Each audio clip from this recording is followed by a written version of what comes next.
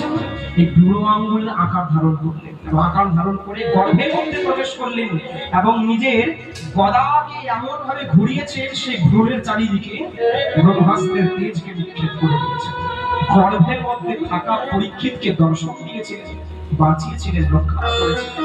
তো যেই ভগবান গর্ভের মধ্যে প্রবেশ করে ভক্তদেরকে বাঁচাতে আসেন, যে ভগবান বস্ত্ররূপে দ্রৌপদীকে বাঁচাতে আসেন, সেই ভগবানকে যদি একবার আমরা মন প্রাণ আকুলতার সঙ্গে ডাকি, সে ভগবান কি আসবে না? সে তো আসার জন্য তৈরি। অর্জুনকে তো বলেছেন, অর্জুন ভগবান আসে না এমন নয়, আমরা ডাকতে জানি না। कौन है भजन का?